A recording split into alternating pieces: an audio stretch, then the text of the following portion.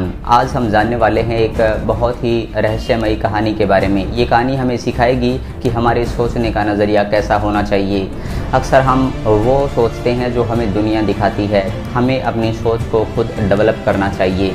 ये कहानी सुनाने की आवश्यकता मुझे इसलिए हुई है कि सोशल मीडिया को देखकर हम अपने सपने बुनते हैं। सपने वो नहीं हैं जो आप दुनियादारी को देखकर बुनते हैं, सपने वो होते हैं जो हकीकत में आप बचपन से देखते आए थे। तो शुरुआत करते हैं इस कहानी की। इस कहानी में एक मालिक होता है, एक चरवाहा होता है। तो चरवाहे को भेड़ें चराने की नौकरी चाहिए होती है। वो एक मालिक के पास आता है। वो मालिक से कहता है कि मुझे भेड़ें चराने के लिए नौकरी दे दो।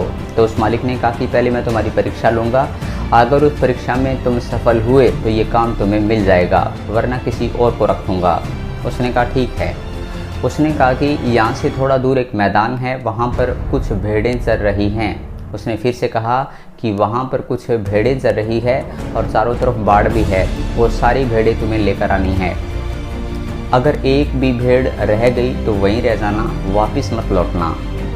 उसने कहा ठीक है। वो चरवाहा वहाँ पर गया और मैदान में जाकर उसने देखा कि वहाँ 3 भेड़ें चर रही हैं। 3 भेड़ों के ऊपर नंबर भी लिखे हुए थे, जो कि उनके ऊपर पट्टे बांधकर लिखे हुए थे। पहली भेड़ के ऊपर नंबर लिखा हुआ था 1, दूसरी के ऊपर लिखा हुआ था 2, तीसरी के ऊपर लिखा हुआ था 4, 3 नहीं लिखा हुआ था, 4 लिखा हुआ था। अब उस चरवाहे के मन में दिमाग में आया कि नंबर 1 भेड़ है, दूसरी भी है, तीसरी गायब है। वो चरवाहा तीसरी भेड़ को ढूंढने के लिए दूर तक निकल पड़ा, क्योंकि उसे बताया गया था कि अगर एक भी भेड़ कम हुई तो वापस मत आना।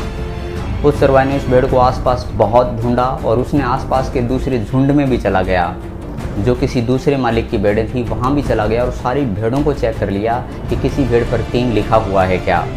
आखिर ऐसा करते करते शाम ढल गई। जैसे ही शाम ढली, उन भेड़ों का मालिक वापस उसके पास आया और कहा कि तुम आया क्यों नहीं? मैंने तुम्हें कहा था कि भेड़ों की गिनती करके आनी है और बताना है कितनी भेड़ें हैं, उनको लेकर आना था। उसने कहा साहब जी, यहाँ पर सारी भेड़ें हैं लेकिन एक भेड़ कम है। मालिक ने कहा कौन सी? कि मालिक 3 नंबर। उसने कहा कि 3 नंबर? कि हाँ, इन भेड़ों के ऊपर लिखा हुआ है 1, 2, 4। इसका मतलब 3 नंबर भेड़ गायब थी, उसे मैं ढूंढने लगा था। मालिक ने कहा मैंने तुम्हें ये कहा था कि वहाँ भेड़ें हैं और उनको लेके आओ, मैंने तुम्हें ये नहीं कहा था कि वहाँ जाकर उनको गिनो और जो गायब मिले उनके लेके आओ। ये नंबर मैंने जानबूझकर लिखे थे। मैं ये जानना चाहता था कि तुम ऑब्ज़र्व करते हो, जो सामने देखते हो उसे ही सच मानते हो, या फिर पहले से तुम्हें जो पता है उसे सच मानते हो। अक्सर हमारे साथ भी ऐसा होता है। हमारी ज़िंदगी में 1, 2, 4 होता है, लेकिन 3 गायब होता है। हम उस 3 को ढूंढते रहते हैं, यानी कुछ ऐसे सपने हम बुन लेते हैं जो हमें लगता है कि सच है, हकीकत है, लेकिन ऐसा होता नहीं है। हकीकत यही है कि जो आपकी आंखों के सामने होता है वही सच है। जो आपने सुना है या फिर जो आपको बताया गया है वो हमेशा झूठ होता है। आप अगर ऑब्जर्व करेंगे कि 1, 2, 4 है तो 1, 2 का 4 ही होगा। 3 को ढूंढने की कोशिश मत कीजिए। आप जिस काम में लगे हुए हैं सबसे बेस्ट है, जो आपको दिखाई दे रहा है, जैसी आपकी समझ है उस काम को कीजिए। यकीन मानिए आप अपनी ज़िंदगी का बेस्ट देंगे, कभी कोई गलती नहीं होगी। तो आइए, मिसिंग नंबर है उसे आज के बाद हम नहीं ढूंढेंगे और हम देखेंगे कि जो ऑब्ज़र्व करते हैं केवल उसी पर विश्वास करेंगे।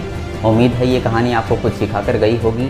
इस कहानी हमें ये सिखाया है कि जो मिस है एक्चुअली उस पर ध्यान नहीं देना है, जो है उसे लेकर आना है। जाने बाय, मिलते हैं अगली ऐसी ही छोटी कहानी और एक बड़े से सिलेबस के साथ। Take care.